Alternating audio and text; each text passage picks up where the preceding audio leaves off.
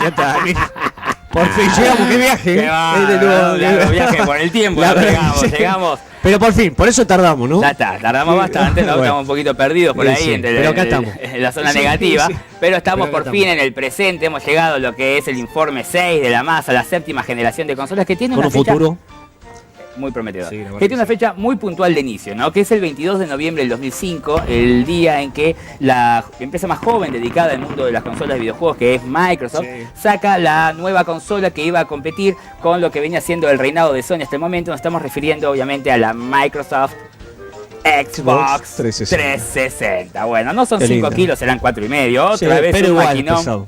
Acostumbrado como la gente de Microsoft. Nos iba a mostrar la primera consola en la historia de los videojuegos que iba a mostrar los famosos gráficos en alta definición. ¿Qué es la alta definición, Emilio? Bueno, la alta definición es porque nosotros por lo general teníamos televisores de tubo, ¿no? Que si era chico, 14 pulgadas, si era mediano, 20, si era grande, 29 pulgadas. Ese televisor que recordamos, eso se ve a 360 líneas de definición. Nosotros no somos técnicos, pero bueno, podemos recordar que un monitor de tubo de PC, que como el que tiene en su casa, se ve a 480 líneas de definición, que es un poco más nítido, ¿sí? Un poco más limpia la imagen. Claro. La alta definición es eso, 720 líneas de definición, en el mejor de los casos hasta 1080 líneas. Una barbaridad. Sucede que nuestros televisores actuales, hasta ese momento, 22 de noviembre del 2005, soportaban hasta 360 líneas. Entonces, para poder jugar y sacar el potencial de este Xbox 360, íbamos a tener que tener nuevos televisores. ¿Y pero qué hago yo con mi viejo televisor de tubo, Emilio? ¿Se va a ver bien?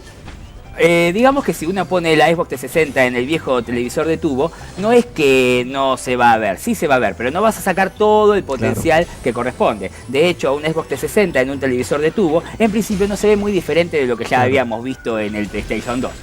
Porque hasta acá siempre hemos hablado de bits, ¿no es cierto?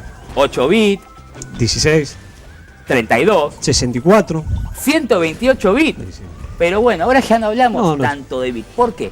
Porque ¿cuántos bits tiene un Xbox 360? Un Xbox 360 tiene 128 bits también, pero no se alarmen, no es hoy por hoy lo más importante hablando de bits. Es más importante cómo maneja la capacidad de texturas la consola, cuántos polígonos pueda llegar a manejar, incluso qué cantidad de núcleos tenga. Quédense tranquilos que el Xbox 360 se veía definitivamente mejor que un PlayStation 2. La cuestión es que esto también se suma a la capacidad online, que ahora sí se manifiesta en esta nueva generación de consolas. Se empieza a usar más. Se empieza a utilizar más, es realmente muchísimo más fácil. Uno compra el Xbox 360, se conecta al Xbox Live y puede jugar con cualquier otra persona del mundo que esté conectado al Xbox Live. Súper moderno, ¿no?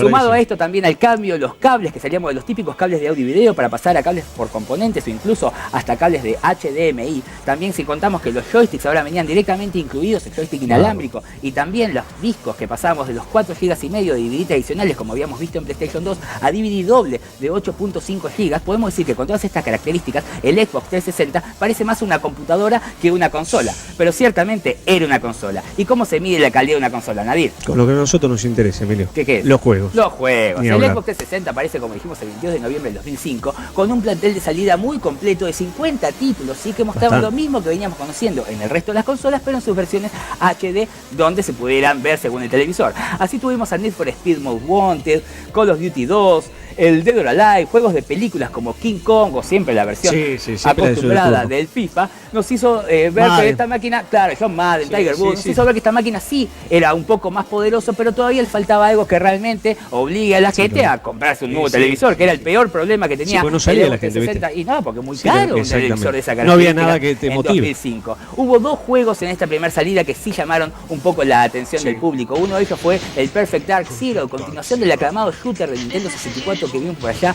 en el informe 4 en el año 2000, que era la unión de Rare y Microsoft. Hoy Rare está de Rare y Nintendo. Hoy Rare se ha unido con Microsoft para sacar este juego que fue muy esperado durante muchísimo tiempo, y la verdad es que no llegó a estar ni por lejos a la altura de lo que fue aquel espectacular shooter del Nintendo 64. Y hubo otro gran juego que sí fue el que llamó la atención de la gente. Era un juego basado, viste, tipo la película Los 7 Pecados Capitales. Era en primera persona, era de terror, bastante difícil, viste, era bastante bueno. Sí, era bueno, pero tampoco fue lo más esperado, acostumbrados que nosotros veníamos de un Resident Evil 4. Claro, no fue que algo seguía más siendo explicativo. superior al propio Condemned. Para el 2006, la Xbox 360 comienza el año siendo las máquinas más poderosas de videojuegos en el mercado, sin duda alguna eso. Sin duda alguna. Por eso lo que hace es tener versiones HD de los juegos que también ya conocíamos, como vimos al principio de la generación. Entonces versiones mejoradas, ¿no? El Padrino, Call of Duty 3, así también sale Fight Night 3, pero la gente quería más, quería algo que fuese exclusivo. Entonces versiones de excelentes juegos de tenis como fue el Top Spin 2 o también la posibilidad de tener los juegos de Tom Clancy, hace que la Xbox tenga muchos juegos que también aparecían en la PC. Caso de Fear, Far Cry, eran muchos juegos que estaban muy bien versionados y mostraban que el PlayStation 2 en este caso no iba a poder hacer este tipo de juegos. Pero todavía le faltaba a algunos que puedan marcar mayor diferencia. Mucho se esperó el caso de Prey, por ejemplo. Sí, Prey era un tipo duro, ¿viste? De un indio que lo capturan un extraterrestre, bastante sangriento, con primera persona. Estaba bueno. Mucho del Dead Rising también. Bueno, ese era un zombie tipo tercera persona, ¿viste? Tipo John Romero, zombie. La particularidad que tenía ese juego era que podías matar a los zombies de las maneras que... Con lo que quieras, un bate, un paraguas, con cualquier cosa. Estaba bastante bien, pero realmente tampoco todavía no marcaban una gran diferencia con lo que venía mostrando la competencia. Entonces hubo dos juegos que ahí sí, por primera vez, marcaban una real diferencia con lo que mostraba la generación anterior, precisamente por eso, por ser muy superior. Nos referimos al The Elder Scrolls 4 Oblivion, un excelente juego que venía como continuación, digamos, en la línea del RPG prolífico de rol, como había sido el Morrowind, el Elder Scrolls 3 en el año 2002 para la primera Xbox. Aquí obviamente estaba un juego mucho más grande, con muchas mayores posibilidades. Ahora sí nos iban a dar la chance de un juego más parecido a consola y que no se podía de ninguna manera realizar en una máquina de la generación anterior. ¿Y qué decir? Gears of War. Bueno, ese era el juego insignia de Microsoft que lo agarró. Un juego tipo en tercera persona que seguía con la perspectiva del Resident Evil 4 de atrás. Sangriento, difícil, hiperviolento. No, y te digo, si tenía la posibilidad de tener un LCD en un plasma, ¿sabés cómo tiraba HD? Ahí veías algo que no lo podías ver en el resto de las máquinas. Pero la verdad, en este 2006 no son lamentablemente la mayor noticia sus juegos, sino que un problema muy grande que tenía la máquina en primera instancia es que se rompía, aparecía el famoso anillo de la muerte, las tres luces rojas. ¿Te acordás? Sí. Que uno venía contento con su máquina, jugando así, venías la enchufada, te tiraba tres luces rojas que significaba que tu máquina no sirve más. Bien alusivo. ¿Viste? Fue tremendo, obviamente, porque esto obviamente a la gente nunca le había pasado, y fue así que incluso Microsoft, sabiendo de que esto iba a suceder, porque la máquina estaba muy adelantada a su generación, monta call centers por todo el mundo para responder las preguntas de aquellos americanos furiosos porque se les rompía su Xbox 360, y incluso uno de los call centers lo montaron en la Argentina. Increíble. Hello? Hello? Yeah? Yeah? Well, I'm calling because I'm having trouble with my Xbox. It appeared the 3 red lights on it, and I want to know if you can give me my money back. Don't worry. You have to buy another. To what? To do what? You have to buy another. I don't want to buy another. I want my Xbox back. I want you to give me my money back. I don't want to buy another. You know what? You can't do it. You can go to any shell. Con este panorama, como vimos, es un excelente momento quizás porque, como vimos en el informe anterior, digamos, el PlayStation 2 aún no decidía irse del mercado. Entonces era un momento tranquilo para que la empresa que venía dominando el mercado en los últimos 12 casi, nos referimos a Sony, dé a conocer a que ahora sí iba a ser su nueva y por primera vez la más poderosa máquina de la generación. Te la paso, mire. La esperadísima, la que formaba una trilogía. Pesada también. Son 7 kilos.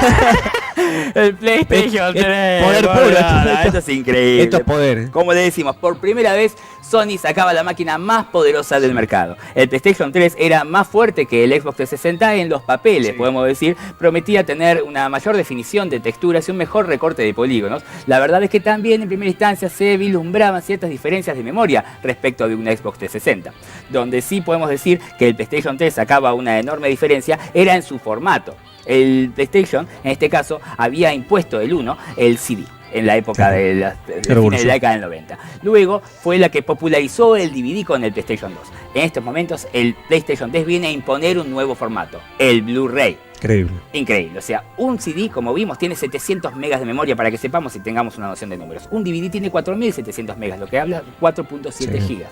Los DVD dobles de Xbox tienen 8.5 GB. Bueno, un Blu-ray común tiene 25 GB. Una barbaridad. Y si llegan a utilizar toda la capacidad del disco, llegaría hasta 40, lo que realmente está más allá de lo que pueda llenar un juego hoy por hoy.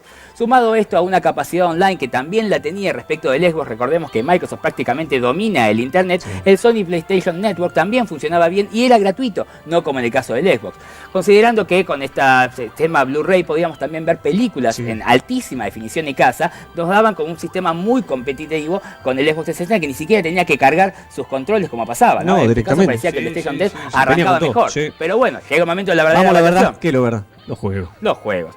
Es ahí donde no parece tener una enorme diferencia con el resto de las consolas. El PlayStation 3 arranca tibiamente, con apenas 30 títulos aproximadamente de salida, entre los que destacan versiones de otros juegos que ya conocíamos, como otra vez Call of Duty 3, Final Night 3, Marvel Ultimate Alliance, en versiones PlayStation 3 que no diferían mucho de lo que veíamos hasta ahora en el momento en el Xbox, y un solo juego que valga la pena mencionar en este noviembre del 2006, cuando aparece el PlayStation 3, ya a un año de la salida de la Xbox 360, que fue el Resistance. Podemos hablar de Resistance como un shooter típico a esta altura en la línea de Medalla de Honor, mezclado con un juego de ciencia ficción a los Gears of War, pero realmente era mejor que el Gears. No, son gustos, pero bueno, nadie sabe, nadie dice que no era mejor el Resistance que Gears of War, pero la verdad falta una máquina que es la que falta a esta cita de las nuevas consolas, la que la empresa que nos viene acompañando desde el lejano primer informe, la que pudo revivir la industria en el año 83 luego del crash, la que tuvo una pelea encarnizada y ganó en crítica en la época de los 16 bits, la que le costó renovarse en la época de los 64 bits con sus poderosísimos cartuchos y la que parecía que llegaba a una definición con su cubo de 128 bits. Nintendo arrancaba claramente desde atrás. En este caso íbamos a tener la posibilidad de una máquina, una empresa, digamos, Nintendo, que estaba casi a punto de morir debido al mal desempeño de la máquina anterior, el Nintendo GameCube, como le había pasado ya a Sega. O sea, Nintendo prácticamente podría haber desaparecido y era una aventura la que probaban, en este caso con un sistema que iba a revolucionar el mercado. Ya 2 años antes de la salida del sistema se hablaba de que esta vez iba a ser un cambio muy grande, y muy poquito tiempo antes de que salga nos dijeron dónde iba a estar el cambio. El cambio iba a estar en el control. El verdadero protagonista de esta cuestión, que es el que nos vamos a mostrar ahora, uno de los líderes de esta generación con ustedes, el Wiimote. Esto sí que es el poder. El Wiimote es el primer control en la historia de los videojuegos que incorpora el movimiento al videojuego. Venía acompañado por el sistema Wii, que en este caso era casi el segundo, el deuteragonista, ¿no? Porque el protagonista máximo era el control, y nos mostraban que iba a ser una excelente oportunidad para poder incorporar mayor cantidad de gente al mercado del videojuego, que salía del común de 8 a 25 años, cada vez más grandes los jugadores, a pasar a casos increíbles como el de la tercera edad, por ejemplo, incorporando, así vamos a tener a los abuelitos pudiendo jugar al golf sin caminar, o pudiendo jugar al tenis sin lesionarse. Era entonces, para toda la familia. Excelente oportunidad para que la Wii viniese con un juego de salida que fue una demostración clave de lo que marcaba este nuevo sistema, que fue el Wii Sport. El Wii Sport. El Wii Sport nos permitía crear una versión virtual de nosotros mismos, lo que se denominaba Mii, y de esa manera poder jugar a los deportes principales como el tenis, el golf, el básquet, el boxeo o hasta el bowling, ¿sí? Recreamos muy bien. Recreaba muy bien, respondía muy bien a los movimientos en principio, pero era algo distinto si consideramos lo que había de videojuegos. Lo que sí también tenía una apariencia que hacía que sea muy accesible para la gente, pero no coordinaba con lo que esperaba la gente o todo el público, un sistema en alta definición. Aparte no parecía muy tradicional. Entonces Nintendo tenía que mostrar un juego tradicional, de aventura, quizás para que la gente pueda ver que también se podía jugar a este nuevo sistema Nintendo Wii como siempre. Y así conocimos... Ya te lo paso. ¿Qué te gusta? Legend of Zelda Twilight Princess. Así como en el informe anterior vimos la versión de GameCube de este mismo juego, este es exactamente el mismo juego, solo que en el Legend of Zelda Twilight Princess para GameCube, Ocarina of Time y todo lo que hemos visto, Link es zurdo, maneja la espada con su mano izquierda. En este está espejado de esa versión, y aquí Link es derecho para poder estar en sintonía con la mayoría de la gente, y ahora la espada, si agitamos el Wiimote, se iba a mover. Si apuntábamos el Wiimote a pantalla, íbamos a poder disparar las flechas, lo cual le daba otro dinamismo a la jugabilidad, aunque obviamente causaba cierta desconfianza. Sí, daba una desconfianza. Es que es real, los primeros juegos son los que mejor aprovechaban el caso de la Wii. Nos hablamos del Wii Sport y del Twilight Princess. Había otra serie de juegos que no parecían aprovechar tanto, salvo el caso, por ejemplo, del Wii Play, que tenía una versión muy aceptable del pool, o el Trauma Center, que nos permitía convertir el Wiimote en un bisturí para así tener que operar gente médico, sin matarlos, obviamente, ¿no? Hay que también decir que había juegos que no estaban muy bien llevados por la crítica, como el caso de Marvel Ultimate Alliance, Call of Duty 3 o Need for Speed Carbon, que seguramente recibieron las peores versiones del año Wii, más un paupérrimo intento de Far Cry y a un muy defectuoso shooter Red Steel, nos dejaban a la Wii con mayor innovación que calidad en estos sus primeros meses de vida. Para el 2007 tenemos 3 consolas en la calle. La Xbox, que se rompe. La PlayStation 3, que es un reproductor de película carísimo. Y la Nintendo Wii, que ¿sabe quién la disfruta? Mi abuelita. ¿A que no saben a quién se beneficia con esta incertidumbre, esta sequía? ¿Sabe quién? Nuestra querida y gloriosa. La benemérita. Sí. La PlayStation 2. Te la paso. Que ahora volvía más delgada y linda que nunca. Chiquitita, la PlayStation 2 seguía dominando el mercado. Sí. La PlayStation 2 seguía dominando el mercado porque entre que el Xbox se rompe, es verdad, el PlayStation 3 saca películas nada más y la Wii todavía la gente no la entiende. No. Ella dice, bueno, yo no voy a desaparecer del mercado, sacan esta versión reducida con un precio un poco también más económico y aparece la versión de todos los juegos que nosotros conocemos como siempre. Obviamente, el Winning Eleven a la cabeza, el FIFA, el NBA 2K, John Madden, Tiger Woods, el Need for Speed Pro Street, también juegos de películas como fue el caso de Transformers, Spider-Man 3 y algunos como por ejemplo el Guitar Hero 3, el Legends of Rock, que venía con Guns N' Roses a la cabeza, un excelente juego que también nos daba la oportunidad de conocer, era el Dragon Ball Z Budokai Tenkaichi 3, para muchos el mejor Dragon Ball de la saga, a 20 años de la histórica saga de dibujitos animados, ahora sí nos podían prometer las mejores peleas que se hayan visto en el videojuego referido a este Dragon Ball. No vamos a dejar este 2007 en PlayStation 2, que obviamente ya empezaba a tener menor cantidad de lanzamientos, pero hubo unos RPGs muy importantes, como fue el caso de el Persona 3, aquel juego que había aparecido en los inicios de la época del PlayStation 2, llegaba ahora en los fines de la época del PlayStation 2 de la empresa Atlus. Otro juego muy extraño también fue una fusión de la empresa Atlus con Square Enix, la recordada empresa de Final Fantasy, para hacer un RPG en 2D basado en la mitología nórdica. Así tuvimos a Odin Sphere. Otro juego increíble fue el Rock Galaxy, algo así como una suerte de Final Fantasy XII a lo de Star Wars. Pero también hay que recordar que el gran juego de este 2007 era supuestamente un título que iba a ser de bienvenida de la nueva consola PlayStation 3, y debido al mal desempeño en estos primeros meses de vida del PlayStation 3, termina siendo un juego de despedida del PlayStation 2. Kratos. The Kratos. El God of War 2 era una continuación a lo grande. Si uno compraba la versión multidioma del disco, venía en un 8 GB y medio, como si fuese un juego de Xbox 360. Si uno agarraba el God of War 2 y lo ponía en un televisor LCD con cable componente, llegaba a 480p y digamos que rivalizaba con un PlayStation 3. El God of War, a diferencia de su primer capítulo, que realmente cerraba la historia, iba a quedar realmente abierto y nos dejaba muy pero muy comprometidos de lleno con el PlayStation 3. ¿Y el PlayStation 3? ¿Qué tenía por ofrecer el PlayStation 3? Bueno, tenía un juego que es ¿cómo se llama? El Uncharted. Ajá. Que era basado más que nada, que era vender a ser un Indiana Jones de la era de ahora. Era el sucesor de vender a ser de Lara Croft, Tomb Raider. Era un juego que estaba muy bien ambientado en lo que era unos gráficos hermosos que tenía más que nada en HD. Lo que era la isla se veía bárbaro, muy buen juego. Impresionante, uno de los más grandes a nivel gráfico que se haya visto hasta el momento de la generación. También empieza a salir la acostumbrada versión de Ratchet & Clank, ahora con el Tools of Destruction, una nueva salida de la ya muy versionada saga de plataformas. También uno que podemos acá, que tenemos para mostrar, fue muy importante porque es de Square Enix y fue un juego que realmente representó el goce de los jugadores a nivel online. Nos referimos al Warhack, otro juego que también aparece en el PlayStation 3 en este 2007, que sacaba tibiamente juegos, fue el Ninja Gaiden Sigma, también junto a Heavenly Sword. Mostraban un tibio apoyo de la empresa en estos primeros meses, ¿sí? Porque al fin y al cabo los mejores juegos terminaban apareciendo todavía para el PlayStation 2. Así que uno de los grosos que empieza a aparecer es de la saga de Capcom. Nos referimos al Lost Planet, ¿te recordás? Sí, bueno, ese juego estaba muy bueno también, en tercera persona. Ajá. Era en un planeta todo de hielo. Lo particular de ese juego, que era tipo la película Invasión, peleaba contra insectos gigantes y lo bueno que podías manejar mechas. Muy bueno, y de Capcom, el creador de Resident Evil. Y la gente de los canos traía uno basado en los cómics.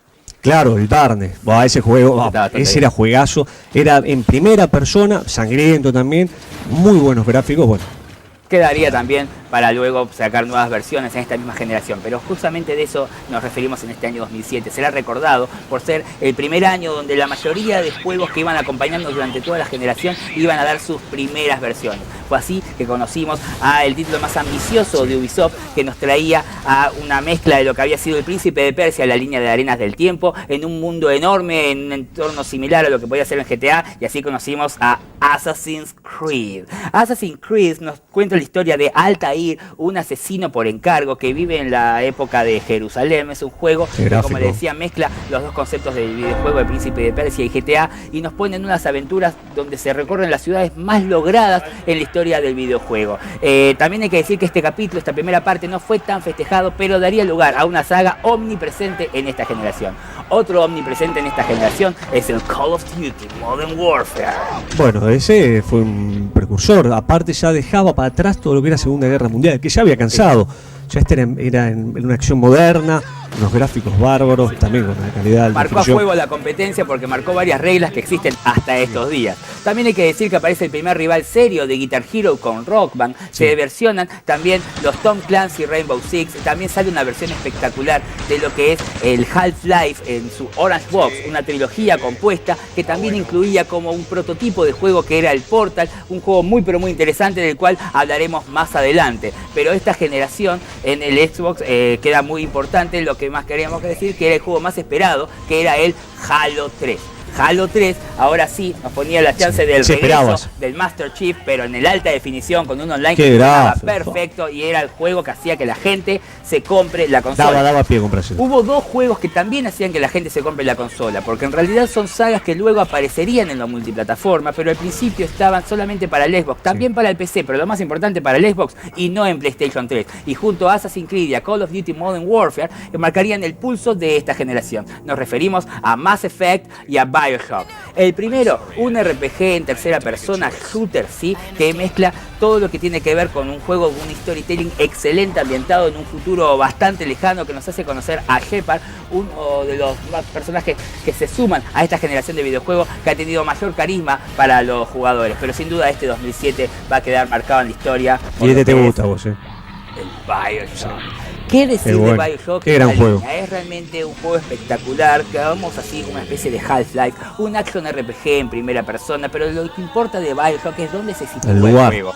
Vamos a tener la oportunidad de conocer Rapture. Rapture es una ciudad sumergida, ambientada en la década del 50, donde todo lo prohibido está permitido. Digamos que es un lugar donde está permitido el uso de los superpoderes que se consiguen a través de una droga que se llama Adam, y esa droga se saca del factor alma de la gente muerta, y para eso nosotros caemos en este lugar, y también necesitamos esta droga para todos los superpoderes que tenemos que obtener de unos robots pequeñitos que tienen la apariencia de unas niñas de 8 años que están protegidas por el gran papi, que es estos robots de traje de buzo con escafandra que viene y te quiere matar y uno saca los poderes. Bueno, Emilio, tranquilo. Ya está, ¿no? Sí. Vamos a ver cómo seguimos con la consola, ¿no? Sí, ¿Qué pasaba con la otra? La que nosotros estábamos esperando. ¿Qué es lo que pasaba con la Wii también? La Wii venía como la nueva máquina que no venía con todo el potencial, y querían demostrar que sí se iba a poder jugar con este nuevo y extraño control a los juegos que ya conocíamos. Así que trató de versionar todos los mismos juegos de sus otras competidoras, lo que si no podía hacerlo que estuviese en HD. Así que tuvimos una versión aceptable del Simpson Game, un nuevo juego de la familia que aún no lograba superar la línea del Hit and Run. También tuvimos muy buenas versiones con el caso de Tiger Woods. Mortal Kombat. Le saltaban bastante bien. Sí, Mortal Kombat, Armageddon, Tomb Raider, Sonic no eran del todo aceptados en Wii. Entonces Nintendo tuvo que empezar a meter mano, digamos, a decir, bueno, vamos a hacer los juegos nosotros, porque si los versionan no quedan bien. Así sale Mario Party 8 y también Super Paper Mario, que era un nuevo capítulo de la línea de los RPG de Mario, pero ahora no había que esperar hasta el final de la generación para tenerlo. Sin dudas, en este 2007 hubo un juego que marcó una diferencia, que fue el hecho de poder ambientar una cocina, ¿no es cierto? El Cooking Mama, ¿no? Es un mango que uno podría trabajar y tener una sartén. Y el otro, y el que había uno re loco, ¿te acordás? El otro. El WarioWare. WarioWare nos iba a mostrar todas las posibilidades de control. WarioWare es un juego de compra obligada para todo aquel que tenga una Wii, para poder saber definitivamente qué hacemos con esta nueva consola. Está bueno. También la gente, los hardcore gamers, dice, bueno, dame para mí porque es sartenito. Y se versiona el Resident Evil 4. Muy bien logrado. Muy bien logrado. Un movimiento adaptado que podía mostrar que la Wii también tenía sus gráficos. Tiraba bien. Pero hubo dos juegos que fueron el apoyo de Nintendo, otra vez como en el año 2002 para el GameCube. Íbamos a tener juntos en el mismo año a Metroid y a Mario. Fue así que primero conocimos a Metroid Prime 3. Corruption. El cierre de la trilogía Metroid Prime, que era de lo mejor que habíamos visto en la generación anterior. Un juego fantástico que otra vez nos daba todo el esplendor gráfico de Retro Studios, que ahora ya no sorprendía tanto porque la máquina era literalmente muy parecida a lo que era el Nintendo GameCube, pero todavía se seguía viendo increíble, con un la innovación del control suave, preciso, innovador, distinto. Ponía otra vez, como siempre, a Metroid Prime como uno de los grandes juegos del año, aunque no sea HD. Aunque la bomba de este año, el título que realmente más nos impactó de todos, fue aquel que salió para la Wii a 5 años del no tan espectacular Mario Sunshine, y a 11 del sí genial Super Mario 64. La Wii nos traía el mejor juego de Mario de todos los tiempos. It's me, Mario. Super Mario Galaxy lo volvía a hacer. Este es un juego que realmente sorprende por todo lo que tiene que ver con una nueva renovación de un género que parecía que ya no se puede renovar, como el caso de las plataformas, que nos situaba en mundos intergalácticos con un nuevo cambio gravitatorio que supone algo que nunca habíamos visto en un videojuego. Era un juego que tenía que resistir toda la presión que había, la mala fama respecto de la Wii. Este se sostiene a 60 frames por segundo en todo momento. Es un juego que es muy superior a lo que había un sistema de 128 bits tradicional, y acá Super Mario Galaxy por fin se transforma, le pese a quien le pese, y otra vez en el mejor juego del año. Fue el mejor. Ver para creer. Para el 2008 queremos hacer un repaso de todas las formas y hacer un chequeo de todas las formas de videojuegos que hemos conocido hasta el día de hoy. Decir que los arcades murieron, no existe más. Que la gente cada día hoy juega más a los celulares. Claro, y hay un sistema Flash que está incorporado con algo de Facebook. Sí, es una nueva página que hace que la gente esté todo el día con el online gaming. Son diferentes formas que se van incorporando al videojuego. También nosotros siempre hacíamos un pequeño rechequeo sobre cómo estaba el mundo de las portátiles. Hemos visto en los informes 4 y 5 que Nintendo no tenía rival en este mundo. Desde el Game Gear, que hemos visto en el informe 2, allá por el viejo informe 2, el competidor del Game Boy. Luego Game Boy Color y Game Boy Advance habían sido monopólicas en cuanto al mundo del videojuego portátil. Y esta nueva máquina que aparecía en el año 2004 era la continuadora de esta línea exitosa de los juegos de Game Boy. El Nintendo DS. La Nintendo DS volvía, como hemos visto en el informe 1, al viejo sistema de doble pantalla. Ahora esta máquina nos iba a mostrar por primera vez poderosísimos gráficos en 64 bits, que nos iba a dar por primera vez también el primer entorno 3D real en una consola portátil. Hay que decir que este regreso de la doble pantalla implicaba que la segunda, en este caso, también era una pantalla touchscreen. Este sistema Nintendo DS era muy vendido respecto a la cantidad de juegos que tenían, como el caso obviamente de la saga Pokémon, y grandes actualizaciones también de sagas como Zelda, Metroid o Mario, más todo lo que podíamos conocer en juegos específicos para el control táctil. Pero dijimos que no había tenido competencia la Nintendo portátil en todos estos años, porque hacía 10 años de la desaparición de Game Gear en el año 95, y a 10 años de eso, en 2005, iba a aparecer la primera rival seria de Nintendo en cuanto a portátiles. ¿Qué es esto, Nadir? Esto es una PSP, Emilio. Esto es una PlayStation 2 portátil. Gráfico. Impresionante. 128 bits. Sí, increíble. Un año después de la Nintendo DS de 64 bits. Reproduce música. Navegador de internet. Películas. Es increíble. Increíble, la verdad. Que también hay que decir que el Nintendo DS tenía propiedades online y un sistema de chat offline. Y esto hizo que en esta guerra aparte entre consolas portátiles ganase la Nintendo DS. ¿Por qué? Por su librería de juegos más dedicados, específicos para jugar en una máquina chiquita y con un stylus o un palillo si usted está en Centroamérica. La cuestión es que el PSP solo logró versionar como transformarse en una PlayStation 2 de mano, con no juegos tantos exclusivos, igual con muy buenos resultados, como es el caso de God of War o Silent Hill. También hablar un poco de lo que pasaba en el mundo de las computadoras. Hay que aclarar a todos los usuarios de PC que venimos hablando de PlayStation 3, que venimos hablando de la Xbox, y quizás ellos hayan jugado estos mismos juegos en PC. Desde el año 2006-2007 para acá, la PC se alista en las mismas líneas de Microsoft, entonces versiona prácticamente todo lo mismo, todos los juegos multiplataformas. Salen tanto para Xbox 360, para PlayStation 3, como para PC, así que prácticamente hoy por hoy es lo mismo tener una computadora que una consola. Pero vayamos a lo que nos importa a nosotros. Los juegos, por Dios.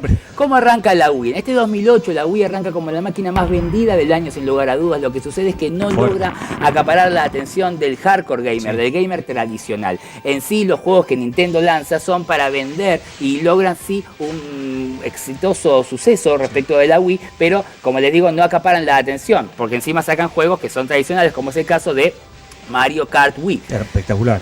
Sí, la verdad es que muy bueno. A 5 años de la salida del Super Mario Double Dash, del Mario Kart Double Dash del Nintendo GameCube, ¿sí? Los gráficos son similares. O sea, 5 años después para un sistema con gráficos similares, pero venía un poco más pulido a 60 frames por segundo. La incorporación de las motos, el mejor online que haya tenido la Nintendo Wii y también la posibilidad de todo lo que implicaba el sistema del movimiento, nos da a Mario Kart Wii como la explicación de por qué es el juego más vendido de todo el año 2008. Otro de los juegos más vendidos de este año 2008 también viene de parte de Nintendo y es un juego que ya se había transformado en saga de culto. Nos referimos al Super Smash Bros. Super Smash Bros., como vimos en el informe 4, aparece por primera vez en el año 99 para el Nintendo 64. Tuvimos la continuación rápidamente en los inicios allá del Nintendo GameCube en el año 2001. Y a 7 años después, el Super Smash Bros. Brawl venía ahora en un DVD doble de 8.5 GB, online gaming y la posibilidad de tener personajes altamente impensados en otros momentos como Sonic o el propio Solid Snake. Increíble. Decir que la Wii en este caso también versionaba juegos con no tanto éxito, pero sí mostraba que los podía hacer, como el caso de Okami, que ya había salido 2 años antes en PlayStation 2. Mismo caso también para Bully. 2 años después aparece la versión Wii, bien lograda con el movimiento agregado, pero simplemente mostraban que junto a juegos como Boom Blocks o Wario Land Shake It, que volvía a plataformas 2D, la Wii iba a estar más por el lado de los juegos casuales. Y los jugadores casuales estaban de parabienes, porque Wii no solo era una consola, sino que ahora también era una balanza inteligente. Así aparecía el Wii Fit, una suerte de balanza que nos iba a interpretar nuestros movimientos y nos iba a decir si íbamos ganando o perdiendo peso. La verdad, para jugadores casuales, como decía el caso de mi abuelito, la tía Elena, que se divertía mucho con este Wii Fit, la verdad es que no tenía esos jugadores, esos juegos de hardcore gamer. Claro, los juegos de hardcore gamer que aparecen en este 2008 para Wii son solamente 2. El primero de ellos es el No More Heroes, que nos cuenta la historia de Travis Touchdown, un asesino que busca ser el mejor asesino del mundo para poder acostarse con una bella rubia, y así lo logra teniendo que pagar. Claro, una mezcla de las películas Kill Bill con una suerte de GTA en un juego con muchísima sangre, con muy complicado, que era el título Hardcore Gamer que le faltaba a la Wii. Y el otro, Disaster Day of Crisis. Bueno, eso era un muy buen juego. ¿Cómo utilizaba todo el sistema de control? Tenías que conducir, escapar de una montaña, un volcán. No, pero eso era increíble. Disparar, ejercicio de resistencia. No, la verdad que era bueno. Lo que pasa es que acordate que salió para Europa, ¿viste? Claro, es un juego que no fue aprobado por Estados Unidos, entonces es muy probable que no lo conozcan, pero uno de los juegos que hasta este momento representan mejor el movimiento en la Wii. Pero la verdad es que estamos en el año 2008 y la gente de a poquito se empezaba a comprar los LCDs, entonces querían ver gráficos en alta definición. Y qué mejor para eso que tener un juego de conducción como el Grid, uno de los juegos más impresionantes de autos de esta primera etapa de juegos HD. También mencionar el caso del Burnout Paradise o el juego de los cuatriciclos, el Pure. Estaba muy bien logrado junto al FIFA o al Win Eleven, que ahora era Pro Evolution Soccer desde este año 2008. Déjenme decirles que sí, la gente empezaba a demostrar una enorme diferencia respecto del Xbox 360, del PlayStation 2 ya muriendo, junto con el PlayStation 3 teniendo los televisores LCD, Madden, Tiger Woods, NBA, todo lo mismo todos los juegos, también el juego del Rugby 2008. Hay que decir que se versiona Call of Duty War at War, que no tiene tanto éxito porque vuelve al ya cansado tema de la Segunda Guerra Mundial, una segunda versión de Far Cry, o también Battlefield Bad Company, que demostraba que los juegos en su mayoría eran shooters. También hay que hablar del Condemned 2. Sí, bueno, ese fue como una continuación, ¿viste? Más de terror, más pesado, más grave, sí, eran fuertes. Gran juego. ¿Qué te parece Devil May Cry 4? Bueno, eso era esperado. Imagínate que hacía mucho. La historia de Dante. Sí, la historia de Dante, todo, gráficos muy buenos. Sigue con la misma temática, pero bueno, quedó ahí, pero fue muy bueno también. Hubo casos también como el del Príncipe de Persia, que volvía en una aventura con cel shading, que realmente no logró captar la atención que había logrado la trilogía del PlayStation 2. También un no tan excelente del Silent Hill Homecoming, que no estaba a la altura de lo que habíamos conocido, pero en un juego de terror que le arrebataba ese cetro. Era uno de los grandes multiplataformas y nos referíamos al Dead Space. Bueno, quería hablar de ese juego. Se veía siempre con la perspectiva del Resident Evil 4, en el espacio. Era como la película Aliens. Te digo, sangriento al extremo, lo recomiendo, pero te daba miedo. Más miedo que Silent Hill. Pero lejos, terrible. Otro gran juego del 2008 fue la trilogía, o sea, la primera aparición en mucho tiempo de una saga que había aparecido a fines de la década del 90 para PC. Nos estamos refiriendo a Fallout. Fallout venía ahora en primera persona, uno de los juegos más primero o tercero, uno de los juegos más pretenciosos de toda la generación. Es un mundo post-apocalíptico. Qué grande, míralo. Poder hacer prácticamente todo, un juego enorme, grandioso, que realmente es muy intelectual y no fue más aprovechado, por ejemplo, aquí en la Argentina, porque era muy difícil conseguir las copias del juego en español. El que no era tan difícil de conseguir en español y que era uno de los juegos más esperados en este año 2008, quizás el más esperado de todo este año 2008. Por favor, muéstrenos aquí su versión de Xbox 360, también estaba para PlayStation 3. GTA 4. El GTA 4 era ahora la versión esperada de lo que había sido el juego ícono de la generación anterior, el GTA San Andreas. Este GTA 4 quizás el mapa era un poco más chico, pero ahora sí era un juego de calidad gráfica, aplaudido por la crítica. También se transformó en uno de los mejores juegos del año que obviamente estarán recibiendo informes específicos. Ha vuelto a Liberty City, una ciudad muy similar a Nueva York, prácticamente construida en Cala. La verdad es cuestión de que conozcan el GTA 4. El Xbox tenía algunas pequeñas exclusividades este 2008, como es el caso del Left 4 Dead. ¿Qué era el Left 4 Dead?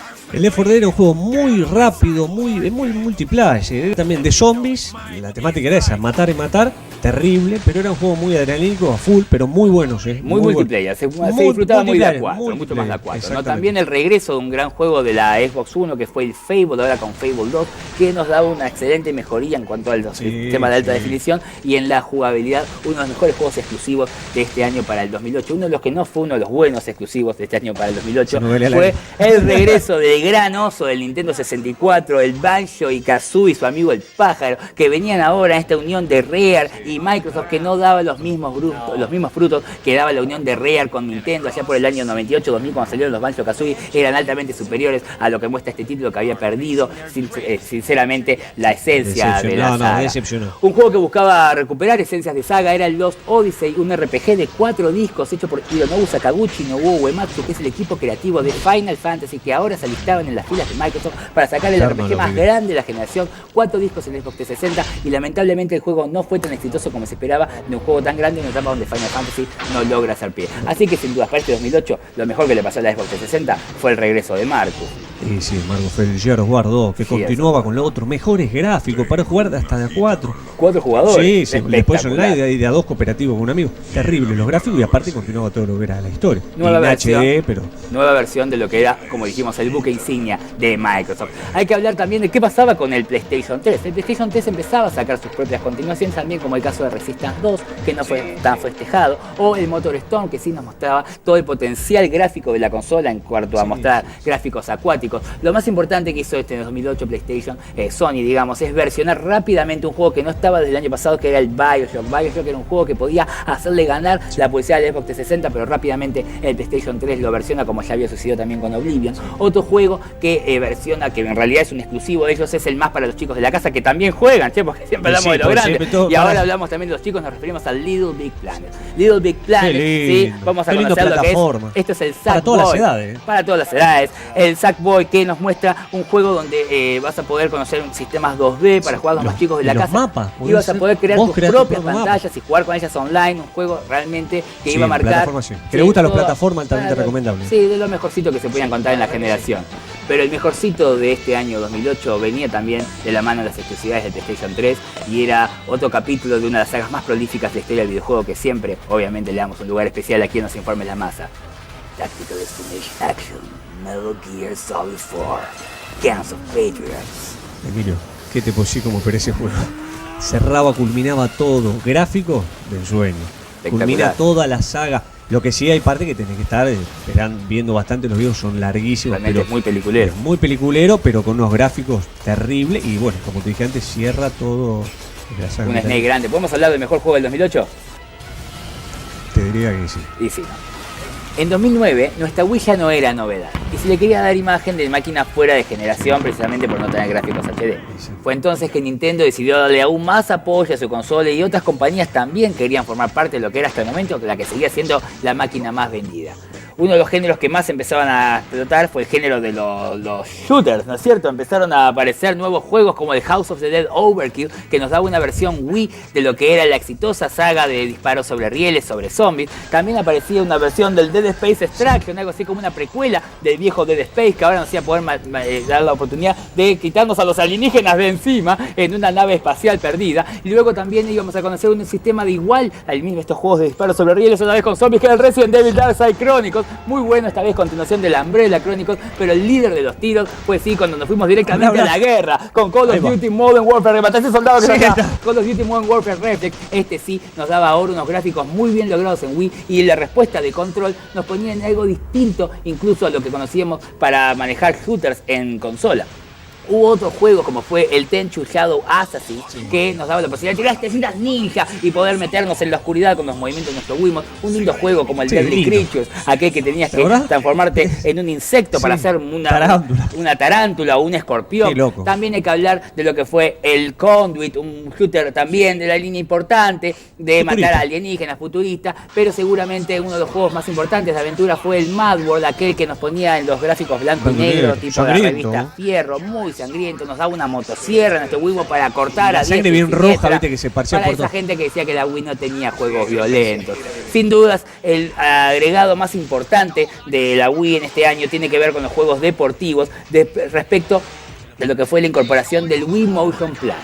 ¿Qué era el Wii Motion Plus? El Wii Motion Plus era una continuación, una extensión del joystick de la Wii, que eran dos sensores que se comunicaban con un sensor que iba por arriba o debajo del televisor. Ahora el Wii Motion Plus le daba dos sensores más, lo que provocaba un sistema de movimiento 3D. Ahora que íbamos a tener profundidad y respuesta 1 a 1. El juego que mejor lo mostraba era Wii Sport Resort, una continuación de lo que había sido Wii Sport Resort, pero con toda la respuesta de este control, con esgrima, con ping pong, con comba, con la espada perfecta, que nos iba a dejar claras que ahora sí teníamos lo que la Wii prometía en un momento ser y aún no lo era. Otra deuda que tenía la Wii para este 2009 que queda saldada es respecto a los juegos de tenis. Más allá del juego Wii Sport, que había sido para mostrar las posibilidades, en este año vamos a tener Virtua Tennis 2009. Más reales. Claro, y Grand Slam Tennis, que era el juego, la apuesta de Electronic Arts a lo que le faltaba tocar, que eran las franquicias de tenis. Hay que decir que este segundo, bastante más realista, pero en ambos casos muy bien logrados los dos, y podemos hablar de los mejores juegos de tenis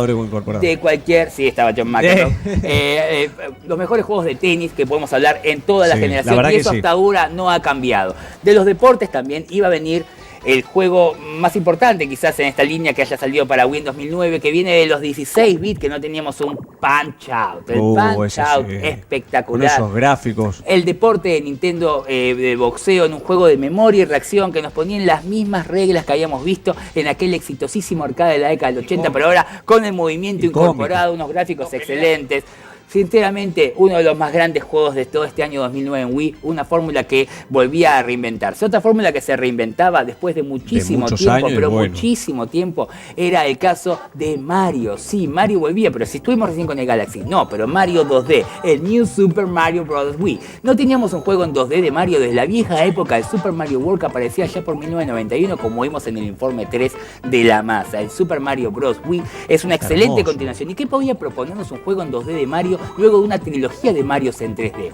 Eso, Mario Bros. Excelentes gráficos, muy buena jugabilidad, excelente también el sonido y la posibilidad, como decís vos, de jugar de 1, 2, 3 o hasta 4 jugadores y la incorporación de movimiento, lo que era el éxtasis. La verdad que sí. Pese al éxito que venía mostrando también la Wii, en estos casos con nuevos éxitos como el Punch Out o el Mario Bros. Wii, muchísima gente no estaba ni enterada. La gente de PlayStation 3 y Xbox 360 con sus televisores HD ni sabían que estaban. Alta definición. La calidad de los juegos, mayor calidad en algunos aspectos también, como aparecían los Guitar Hero 5 ya o Rock Band, una versión de los Beatles que fue muy festejada. Sí, muy esperada por gente que no era del mundo del videojuego. También hay que hablar de los juegos de pelea con extremado realismo como el UFC Undisputed 2009, que no es recomendable para los niños. Terrible, los gráficos demasiado realistas. También Fight Night 4, que venía con Mike Tyson a la cabeza, tampoco recomendamos a Mike Tyson para los niños. En este caso, hablar también de los juegos de pelea más bien de los tipos fantasiosos, como históricas sagas, como el caso de Tekken 6, que aparecía por primera vez en el HD, aún sin llegar a los niveles que había logrado, por ejemplo, en la época del PlayStation 1 con el Tekken 3.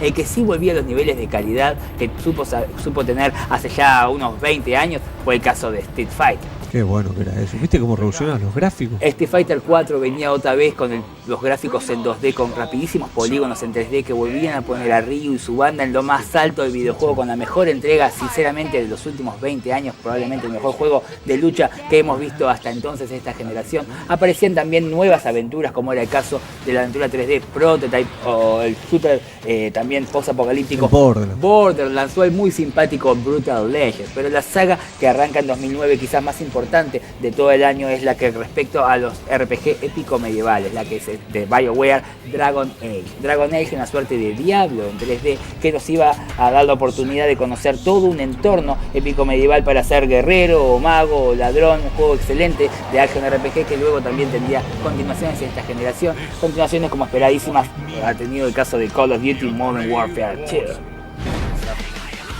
con una pantalla también muy polémica como había tenido el caso de Modern Warfare 1. Estamos hablando de los juegos más vendidos, como siempre, de esta generación, junto con otro que es muy vendido, es el GTA Liberty City. Ahora con el mismo mapa que habíamos visto en GTA 4, un año después nos daban otro juego que tenía ahora dos aventuras incluidas, como era el caso de la balada del Gay Tony o la recordada Lost and Damned de los motoqueros. Pero la continuación más esperada de este 2009, sin duda, fue un juego que ya iba a empezar a crear culto desde su primera versión. Nos referimos a Assassin's Creed 2, que ahora ya no éramos Altair, sino que éramos Ezio Auditore da Firenze, que nos iba a poner por todas las calles de la vieja Italia, nos iba a permitir conocer personajes prolíficos como Leonardo da Vinci, un juego que mejoraba muchísimo a su antecesor en todos los aspectos. Ahora sí, hablamos de uno de los grandes juegos de calidad de esta generación, pero hubo una continuación que fue realmente muy esperada por ser un clásico, podemos hablar a esta altura, sobre todo para tus gustos, que fue el Resident Evil 5. Sí, ese era en África, unos gráficos terribles. Lo que pasa que, viste, quedó ahí, viste, lo que perdía lo que era el componente intelectual que supo tener la saga para transformarse en un juego de acción. Era más acción que otra cosa. Muy bien logrado, muy buenos gráficos. Nadie iba a esperar que una aventura del estilo de Assassin's Creed iba a transformarse en uno de los más grandes juegos de este año, precisamente porque su personaje había protagonizado muchos juegos, pero nunca uno que realmente no juega loco. Así ahora conocimos al verdadero juego que todos estamos esperando de él. De Batman, de Batman Arkham Asylum. Batman Arkham Asylum es la gran sorpresa de este 2009, no el mejor juego del año 2009, pero pega en el palo. Por primera vez en la historia un juego de superhéroes llegaba tan alto. En Batman Arkham Asylum íbamos a poder por primera vez realmente ser Batman, estar en el loquero, que se suelten todo, quedar encerrado ahí. Un juego, buenos gráficos, buena música, espectacular jugabilidad, todos los componentes, los ítems. Sinceramente se transforma en uno de los grandes juegos de la generación y la gran sorpresa. Queremos mucho Batman. La 360 en realidad tenía pocas exclusividades a esta altura, podemos decir que tuvo 4 y 2 eran Halo. Uno era el 3 ODST, que no permitía que incorporemos muchas explicaciones al respecto, porque era prácticamente lo mismo que habíamos visto en el Halo 3. Y el Halo Wars, un juego muy bien logrado de estrategia militar a la usanza de Age of Empires o Warcraft, pero como todos sabemos eso en consola a la gente no le importa. Así que el Left 4 Dead 2, que era prácticamente lo mismo. Un juego que se disfruta de a 4. Si no tenés 4 amigos, el Left 4 Dead tan bueno está. Es bueno. Así que sí, es un buen juego, pero le dejan el lugar, sin duda, al que fue el juego más importante de este 2009 en la Xbox 360, que fue un juego de autos. Increíble. El Forza Motorsport 3, un juego de 2 discos que sí nos pone en las más altas esferas de los juegos de conducción. Señoras y señores, probablemente el mejor juego de autos de esa generación, superando inclusive al histórico Gran Turismo. Por el lado de PlayStation 3, ¿qué pasaba? Tenía algunas exclusividades importantes, como era el caso de este hombre que todo lo puede hacer, el Infamous. Sí, un lindo juego en tercera persona, con muchos poderes. También de otra versión de Ratchet & Clank. El caso de la continuación del aclamado shooter del PlayStation 2, Killzone, ahora con Killzone 2, un juego que había tenido mucha revolución porque había mostrado un video de gente de PlayStation en la época como estaban lo que iba a ser el Killzone, y después se tuvieron que decir que no, que eran actores porque si no tenía más gráficos que el PlayStation 5. Era increíble lo que se decía con Killzone 2, que luego terminó siendo un juego del montón, pero muy bien logrado también. El que no fue un juego del montón fue aquel que venía de una continuación histórica de sagas que habían arrancado hace más de 10 años en PC, que luego se popularizó con la saga Night of the Temple en PlayStation 2 y se iba a confirmar como un juego excelente en esta saga en PlayStation 3 en forma exclusiva. Nos referimos al juego más difícil probablemente de la generación. Dificilísimo. Demon's Souls, qué juego difícil. Por favor, estos hard game, pero al extremo. Hardcore gamer al extremo. Sí, al extremo, difícil. Los jefes, pasar, avanzar, es perder. Pero la experiencia es... tirar el joystick. No, lo tiras. Lo odio. Pero la experiencia es única. Terminarlo es una satisfacción, así que probablemente se transforme en uno de los grandes juegos de PlayStation 3, que luego en el futuro iba a perder la exclusividad. Exclusividad que nunca perdería ¿quién? Nuestro ahora conocidísimo Nathan Drake. Uncharted 2. Esto era en Nepal. Espectacular, ¿eh? Salíamos de la selva del 1 a pasar a las montañas del Himalaya, en Nepal. Este juego realmente, estamos hablando, en creces a lo que fue el primer título. Se transforma en una aventura integral que combina plataformas, puzzles, tiros, un storytelling muy bien logrado, en una aventura mucho más para salir completa, la máquina. Que sí, ahora se transforma no solo en mejor que el Uncharted 1, sino en el mejor juego de todo el 2009 para el PlayStation 3.